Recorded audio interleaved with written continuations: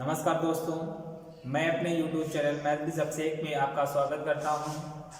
दोस्तों, आप लोग जानते हैं कि हमने पिछले वीडियो में आपको पढ़ाया था मेंसुरेशन की थ्योरी, जिसमें आपने पढ़ा था आयत, वर्ग, गोला, अर्धगोला, बेलन और शंकु।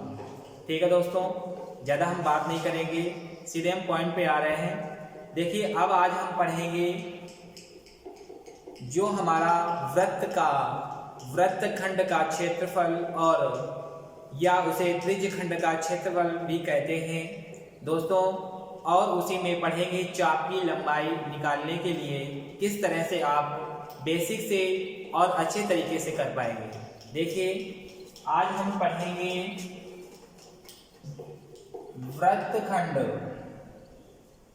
वृत्तखंड का क्षेत्रफल या त्रिज्यखंड का क्षेत्रफल कैसे निकालते हैं। देखें आगे, ये आपका एक वृत्त है। क्या है? वृत्त है। ये आपकी एक त्रिज्या हुई। क्या हुई? त्रिज्या।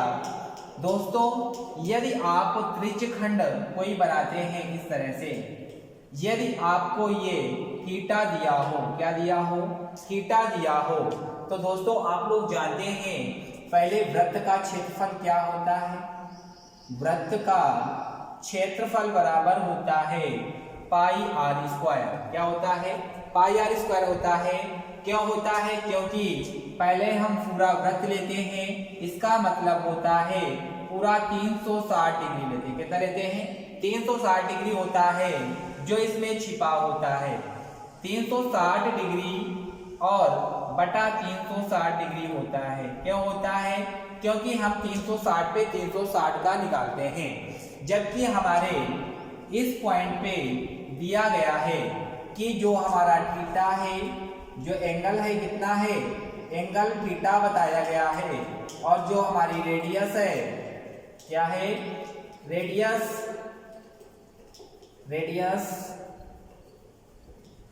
रेडियस हो जाएगी आपकी आर। क्या हो जाएगी? आर हो जाएगी। तो हम कहेंगे इसके लिए त्रिज्यखंड का क्षेत्रफल क्या होगा। लिखेंगे त्रिज्यखंड का क्षेत्रफल बराबर होता है पाई आर स्क्वायर होगा। और यहाँ पे थीटा बनाता है तो थीटा बाई 360 अंश कर देंगे। कितना कर देंगे? 360 अंश कर देंगे। दोस्तों, इतना आप लोग समझ गए होंगे, उम्मीद है। देखिए, ये आपका त्रिज्यखंड हो गया। ठीक है दोस्तों, आपको क्वेश्चन कैसे पूछेगा? यहाँ पे थीटा बराबर दे देगा 60 अंश या 45 अंश या 30 अंश। कितना दे देगा? 30 अंश इस प्रकार से देगा। और हमारी रेडियस की वैल्यू 10, 5, 15 कुछ भी दे देगा। कितना देगा? इस प्रकार से दे देगा। तब हमसे पूछेगा त्रिज्यखंड का क्षेत्रफल या वृत्तखंड का क्षेत्रफल या त्रिज्यखंड का क्षेत्रफल क्या होगा। तो दोस्तों, उम्मीद है इतना समझ गए होंगे। अब हम पढ़ेंगे इसी में चाप की लंबाई कैसे निकालते हैं। क्या पढ़ेंगे? चाप की लंबाई कैसे निकालेंगे। देखिए दोस्तों, ये आपका वृत्त है और आपका ये मूल बिंदु, ये आर रेडियस हो जाएगी। और हमारा ये मान लिया एक चाप है, यहां से ये इतना, इसकी लंबाई निकालना है। क्या करना है? इसकी लंबाई लेंथ निकालनी है। तो किस तरह लगाएंगे? और ये अपना थीटा होगा। क्या होगा? थीटा होगा। दोस्तों, आप लोग जानते हैं कि यदि वृत्त का परिमाप पूछा जाए, क्या पूछा जाए? वृत्त का परिमाप क्या होता है, तो आप कह सकते हैं 2 पाई आर होता है। दोस्तों, इसमें भी क्या होगा? हमारा पूरा 360 अंश छुपा होता है। क्या होता है? 360 अंश छिपा रहता है, जो 360 अंश पर निकाला गया है। ठीक है दोस्तों, ये कट जाता है आपका, तो आंसर क्या हो जाता है? 2 पाई आर होता है। इसी प्रकार आगे हमको यदि इतनी लंबाई निकालनी है, हमारा ये क्या होता था 2 पाई आर, पूरे वृत्त का एक चक्कर लगाना पड़ता था जब 2 पाई आर होता था। लेकिन हमको दोस्तों क्या करना है, इतना निकालना है तो थीटा की आवश्यकता होगी। तो हम कह सकते हैं चाप की लंबाई बराबर, चाप की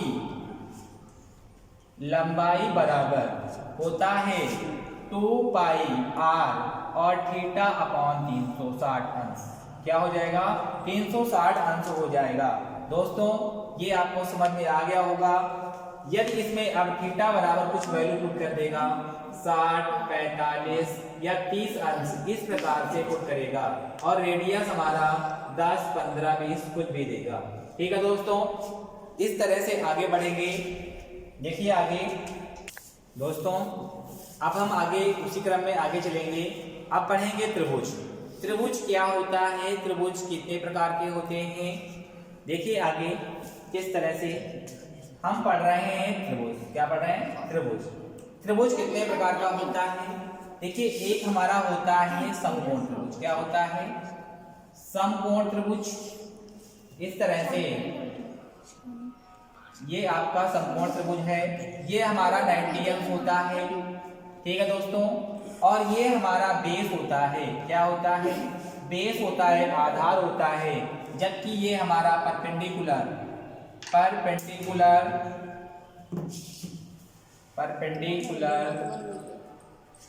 यानी कि लंब होता है। क्या होता है, लंब होता है। और दोस्तों आप लोग जानते हैं इसे हाइपोटेनस कहते हैं। क्या कहते हैं, हाइपोटेनस कहते हैं, जिसे कर्ण कहा जाता है। देखिए इसके बाद एक हमारा त्रिभुज ये हो गया। इसके बाद हमारा एक त्रिभुज होता है जिसे समद्विबाहु त्रिभुज कहते हैं, जिसकी 2 भुजाएं समान होती हैं और एक भिन्न होता है। क्या होता है, भिन्न होता है। दोस्तों आप लोग जानते हैं त्रिभुज के तीनों कोणों का योग 180 अंश होता है। क्या होता है, 180 अंश होता है। और जब 2 भुजाएं बराबर होती हैं तो 2 कोण बराबर होते हैं। ठीक है दोस्तों, तो आगे देखेंगे। ये हमारा क्या हुआ, समकोण त्रिभुज। ये क्या है, समकोण त्रिभुज है। जबकि ये हमारा समद्विबाहु त्रिभुज है। समद्विबाहु का मतलब क्या होता है, सम मीन्स समान हो, द्वि मीन्स 2 भुजाएं, बाहु मीन्स भुजाएं, द्वि मीन्स 2, बाहु मीन्स भुजाएं। एक ऐसा त्रिभुज जिसकी 2 भुजाएं समान हो, समद्विबाहु त्रिभुज कहलाता है। दोस्तों एक त्रिभुज आगे और क्या कहता है, विषम बाहु त्रिभुज। क्या होता है, विषम बाहु त्रिभुज।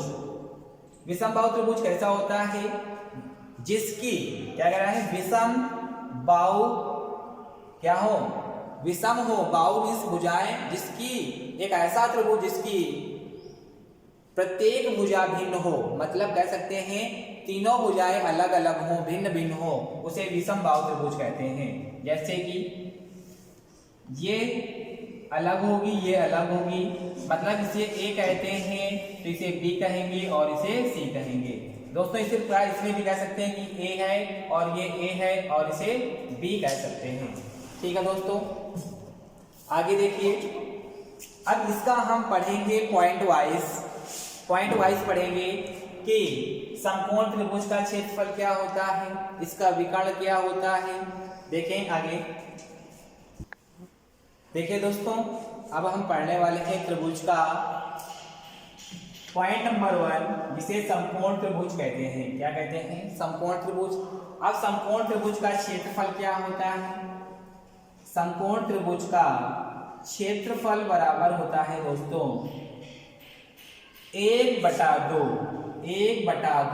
इंटू आधार इंटू ऊंचाई, आधार बेस इंटू हाइट कह सकते हैं। क्या कह सकते हैं, हाइट मतलब ऊंचाई कह सकते हैं।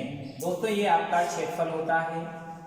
ठीक है दोस्तों, और कह सकते हैं हम ये जो पूरा है हमारा, कह सकते हैं समकोण बनाने वाली भुजाओं का गुणनफल। क्या कह सकते हैं, भुजाओं का गुणनफल। ठीक है दोस्तों, इसे ये भी कह सकते हैं, इसको आपको याद करना होगा। ठीक है दोस्तों, यदि आपसे इसी में कह दे कि समकोण त्रिभुज का परिमाप क्या होगा, समकोण त्रिभुज का परिमाप मतलब कि आप जानते हैं पाइथागोरस प्रमेय से, ये क्या हो जाएगा, अंडर रूट बेस का स्क्वायर प्लस हाइट, या सॉरी इसे हाइट माना है तो हाइट का स्क्वायर हो जाएगा। ठीक है दोस्तों, तो यहां से कह सकते हैं, यहाँ पे निकालेंगे तो इसका परिमाप क्या हो जाएगा, जबकि हमसे ये पूछा नहीं जाता है, आपको हम बता दें। परिमाप बराबर तीनों भुजाओं का क्या होता है, योग होता है। क्या होता है, योग होता है। तो हम लगा देंगे बेस प्लस हाइट प्लस कर्ण। कर्ण कितना है हमारा, बेस का स्क्वायर प्लस हाइट का स्क्वायर, ये आपका आंसर हो जाएगा। अब आगे दोस्तों देखते हैं समद्विबाहु त्रिभुज। क्या कहेंगे, समद्विबाहु त्रिभुज। देखें अब हम पढ़ेंगे पॉइंट नंबर 2 त्रिभुज का समद्विबाहु त्रिभुज। समद्विबाहु त्रिभुज क्या होता है दोस्तों, समद्विबाहु त्रिभुज ये होता है कि जिसकी दो भुजाएं क्या हो, बराबर हो और तीसरी भिन्न हो। ठीक है दोस्तों, तो इसके लिए क्या होता है आपको बताया, यदि इसको ए मानेंगे तो इसको भी ए मानेंगे और इसे बी मानेंगे। दोस्तों आप लोगों ने 10th में या 11th में आपने पढ़ा होगा हीरो फार्मूला। क्या पढ़ा होगा, हीरो फार्मूला पढ़ा होगा। तो यहां से आप लोग जानते थे कि त्रिभुज का क्षेत्रफल बराबर होता था under root s minus a और s minus b into s minus c होता था। ठीक है दोस्तों, ये आप लोग जानते होंगे। जबकि s बराबर क्या हुआ करता था, a प्लस बी प्लस सी अपान 2 होता था, ये आपको पता है। देखें अब इसी प्रकार हम इसे हीरो फार्मूला से लगाएंगे तो इसका क्या होगा, आप कहेंगे त्रिभुज का क्षेत्रफल बराबर under root s minus a s minus b और एस माइनस सी। ठीक है दोस्तों, देखिए इसमें क्या लिखा हुआ है, यहां से s आपका है, पहला s माइनस ए, दूसरी जगह b की जगह a माना गया है, a हो जाएगा और तीसरी जगह s माइनस b होगा। तो हम कह सकते हैं दोस्तों त्रिभुज का क्षेत्रफल बराबर हो जाएगा किस, कह रहा है समद्विबाहु त्रिभुज का क्षेत्रफल। यहाँ से 2 बार है रूट के अंदर तो एक बाहर आ जाएगा और रूट के अंदर s और s माइनस बी होगा। क्या होगा, ये आपका समद्विबाहु त्रिभुज का क्षेत्रफल होता है। जबकि आप लोग जानते हैं परिमाप बराबर क्या होगा, परिमाप होता है तीनों भुजाओं का योग। क्या होता है, तीनों भुजाओं का योग। कह सकते हैं a प्लस बी अर्थात 2a प्लस बी होगा। क्या होगा, 2a प्लस बी होगा। आगे देखते हैं दोस्तों, देखिए दोस्तों आगे हम पढ़ेंगे अब समबाहु त्रिभुज। सम मतलब क्या होता है, समान हो, बाहु मीन्स भुजाएं। एक ऐसा त्रिभुज जिसकी तीनों भुजाएं समान हो समबाहु त्रिभुज कहलाता है। दोस्तों देखिए ये इस तरह से, ये हमारी तीनों भुजाएं बराबर होगी। यदि भुजा ए मानते हैं तो तीनों भुजाएं क्या हो जाएंगी, ए हो जाती है। कितनी हो जाती है, ए हो जाती है। दोस्तों इसे हम डायरेक्ट कह सकते हैं कि समबाहु त्रिभुज का क्षेत्रफल बराबर होता है √3/4 इंटू भुजा का स्क्वायर। क्या होता है, भुजा स्क्वायर होगा और इसे यदि भुजा आपने ए मानी है तो √3/4 इंटू ए स्क्वायर हो जाएगा। क्या हो जाएगा, क्षेत्रफल बराबर हो जाएगा √3/4 इंटू ए स्क्वायर हो जाएगा। दोस्तों ये कैसे बना इसको देखते हैं। दोस्तों आप लोग जानते हैं हीरो फार्मूला, त्रिभुज का क्षेत्रफल बराबर होता है under root s minus a s minus b और एस माइनस सी होता है। दोस्तों हम प्रत्येक सूत्र का और जो हमारा बेसिक है उसे जरूर पढ़ेंगे। देखिए अब यहाँ पे लगाएंगे, आप कहेंगे s बराबर क्या आएगा, आपको पता है s बराबर होता है a प्लस तीनों भुजाओं का योग बटा 2। तो आप कह सकते हैं यहाँ से a बराबर कितना आ जाएगा, 3a/2 आ जाएगा। कितना आ जाएगा? 3a/2 आ जाएगा। तो यहां से लगाएंगे, यहां से आ जाएगा 3a/2, यहाँ पे आएगा 3a/2 minus a, 3a/2 minus b की जगह पे क्या रखेंगे? a रखेंगे। और दोस्तों आगे इसी प्रकार कहेंगे 3a/2 माइनस a हो जाएगा। दोस्तों अब इसे हल करेंगे, आप कहेंगे √3a/2 इंटू इसे घटाएंगे तो आप कहेंगे a/2। कितना हो जाएगा? a/2। इसी प्रकार तीनों से a/2 आ जाएगा। कितना आ जाएगा? a/2 आ जाएगा। आप कहोगे यहां से कितने हमारे पास a हैं? a की पावर 4, तो बाहर निकल आएगा आपका a की पावर 2। और यहां से आप कहेंगे 2 दूना 4 दूना 8 दूना 16, 16 से रूट के बाहर कितना आएगा? 4 आएगा। लेकिन हमारे पास √3 सिंगल है तो कह सकते हैं √3 आ जाएगा। दोस्तों क्या आपके पास यही नहीं आया? ये आपका सूत्र डायरेक्ट याद करना होता है, तो आप लोगों को ये याद होगा। दोस्तों इसी में और पूछता है कि समबाहु त्रिभुज की हाइट क्या है? समबाहु त्रिभुज की हाइट क्या है? मतलब हमसे ये h पूछता है। क्या पूछेगा? h पूछेगा। तो दोस्तों आपको पता है यहां से ये पूरा कितना है हमारे पास? a है, तो ये कितना हो जाएगा? a/2, और ये भी हमारा a/2 हो जाएगा। दोस्तों जब इसको हम पाइथागोरस प्रमेय से हल करते हैं तो कह सकते हैं समबाहु, क्या कह सकते हैं? समबाहु त्रिभुज की ऊंचाई बराबर होता है √3/2 इंटू भुजा। क्या कह सकते हैं? भुजा। यदि से भुजा को a माना है तो कह सकते हैं √3/2 इंटू a। ये आपका ये ऊंचाई हो जाएगी। क्या हो जाएगी? हाइट आ जाएगी। दोस्तों यदि इसको भी सॉल्व करना चाहते हो तो हल करके दिखाते हैं आपको। ये देखिए यहां से पाइथागोरस प्रमेय लगाएंगे तो आप कहेंगे कर्ण का स्क्वायर a² बराबर क्या होता है? लंब का स्क्वायर h का स्क्वायर प्लस a/2 का स्क्वायर a²/4 होता है। कितना होता है? 4 होता है। तो यहां से हम निकालेंगे h बराबर, तो कहोगे h² बराबर हो जाएगा a²/4 a² माइनस a²/4। यहां से हल करेंगे h² बराबर तो आ जाएगा 4a² माइनस a²/4। ठीक है दोस्तों, यहां से 4 आ जाएगा तो कहेंगे h² बराबर 3a²/4। तो यहां से h बराबर जब निकालते हैं दोस्तों तो ये √3 हो जाएगा और a आएगा /2 आ जाएगा। ये आपकी हाइट निकल आएगी। दोस्तों क्या आपके पास हाइट बराबर √3/2 इंटू a लिखा था ना? तो ठीक है, उसी प्रकार से हम इसे सिद्ध कर दिया है। क्या किया है? सिद्ध कर दिया है। आगे देखते हैं। दोस्तों आपने त्रिभुज के बारे में पढ़ लिया, अब हम पढ़ेंगे चतुर्भुज के बारे में। क्या पढ़ेंगे? चतुर्भुज के बारे में।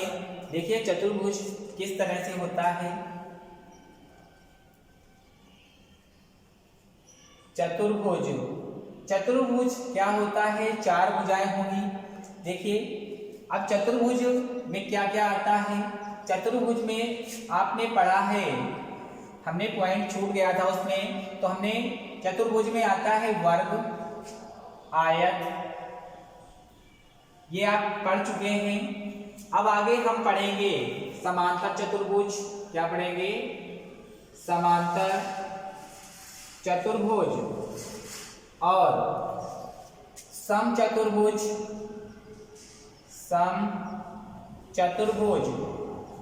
और पढ़ेंगे समलंब के बारे में। फिर इसके बाद एक पॉइंट इसी में बनता है 4 भुजाओं से रिलेटेड कमरे की चारों दीवारों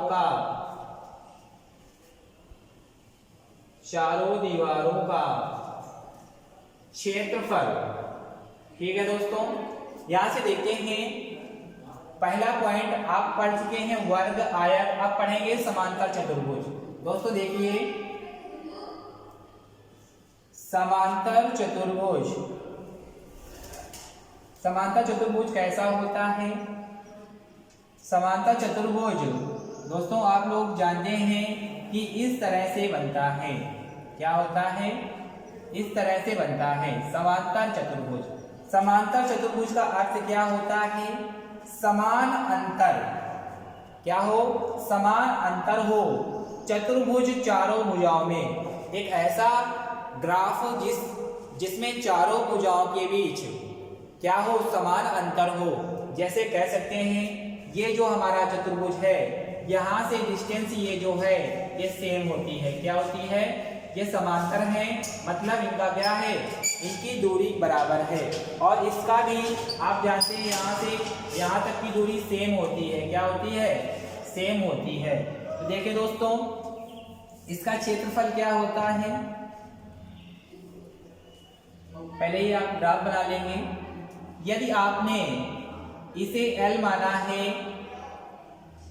सॉरी यहां से इसका हाइट ले लेते हैं। क्या लेते हैं? हाइट ले लेते हैं दोस्तों, और इसे हम बेस कहते हैं। क्या कहते हैं? बेस कहते हैं। तो दोस्तों समांतर चतुर्भुज का क्षेत्रफल बराबर होता है, क्षेत्रफल बराबर होता है आधार इंटू ऊंचाई। क्या कह सकते हैं? हाइट कह सकते हैं। तो यहां से समांतर चतुर्भुज का क्या हो जाएगा? ये आपका क्षेत्रफल हो जाएगा। जबकि यदि इसमें आपसे पूछ ले, क्या पूछ ले? इसका परिमाप क्या होता है? परिमाप क्या होता है? चारों भुजाओं का योग ही हमारा परिमाप कहलाता है। यदि इसे बी माना है तो इसको भी कह सकते हैं। इसे यदि L कहते हैं तो इसको भी L कहेंगे। तो यहां से परिमाप कह सकते हैं दोस्तों, परिमाप कह सकते हैं 2L + b होगा। क्या होगा? 2L + b होगा। ठीक है दोस्तों, आगे देखते हैं समचतुर्भुज के बारे में। समचतुर्भुज क्या होता है? दोस्तों समचतुर्भुज आपको पता होना चाहिए कैसा होता है। सम मीन्स समान होना, चतुर मीन्स चार, भुज मीन्स भुजाएं। एक ऐसा ग्राफ जिसकी चारों भुजाएं समान हो, अर्थात हम ग्राफ नहीं वर्ग नहीं कह सकते। क्या नहीं कह सकते? वर्ग नहीं कह सकते। इसमें हम चतुर्भुज के बारे में बात करते हैं। तो जो हमारा समचतुर्भुज होता है ये हमारा इस तरह से बनता है। बात समझना दोस्तों, ये आपका समचतुर्भुज है जिसमें दो विकर्ण होते हैं।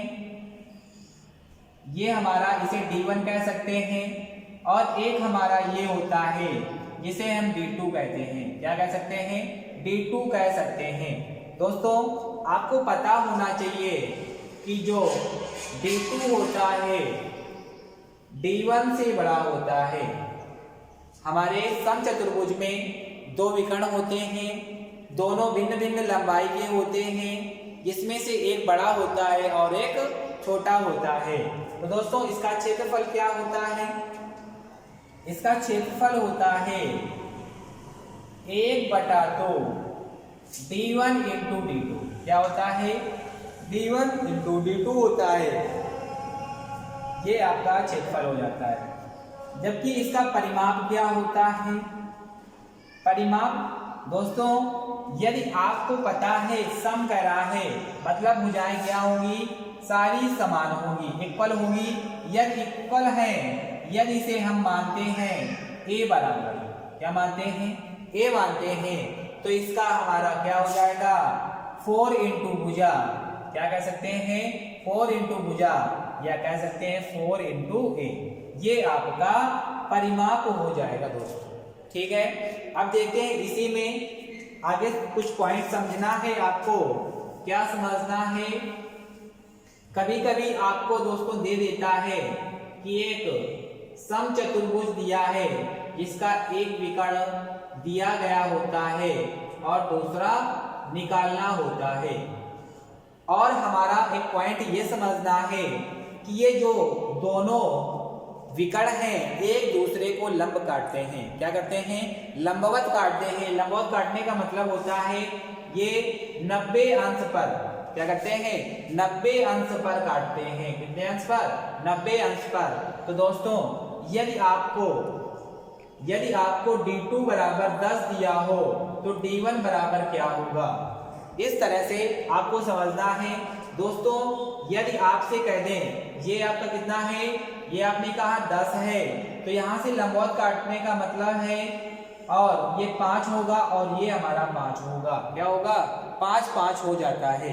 मतलब जो ये काटते हैं लंबवत काटने के साथ साथ ये दो बराबर भागों में, इसमें 2 बराबर भागों में विभाजित करते हैं।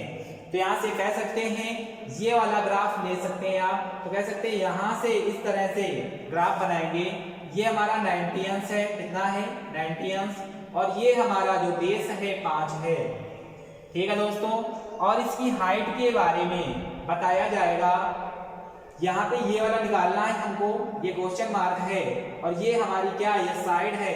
यदि साइड हमारी 3 है, क्या है दोस्तों? यदि हमारी साइड 3 है तो कह सकते हैं यहाँ से ये 3 आ जाएगा।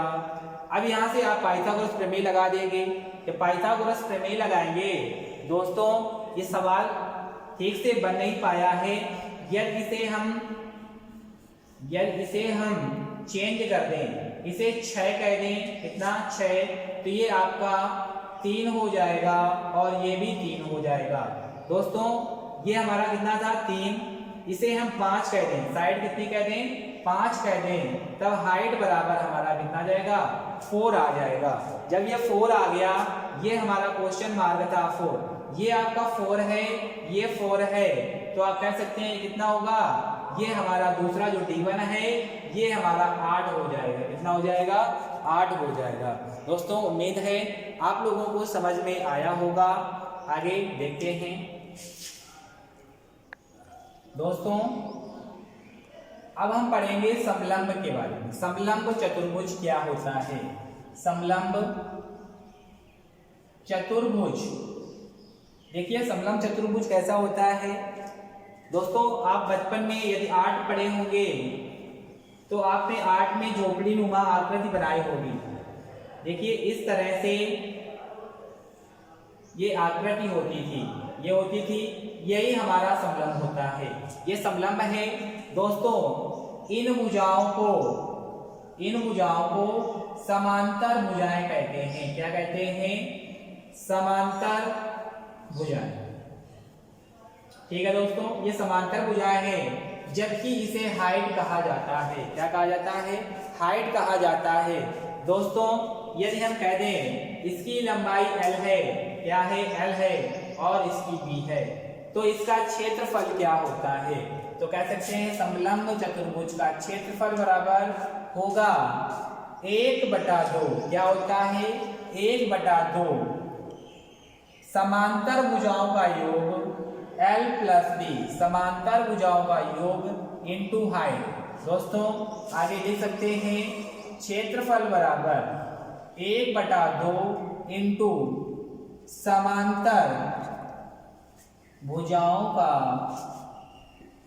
समांतर भुजाओं का योग इंटू ऊंचाई। क्या कह सकते हैं? ऊंचाई कह सकते हैं। ये आपका हो गया दोस्तों। इसी प्रकार से मिलता जुलता एक सूत्र बनता है।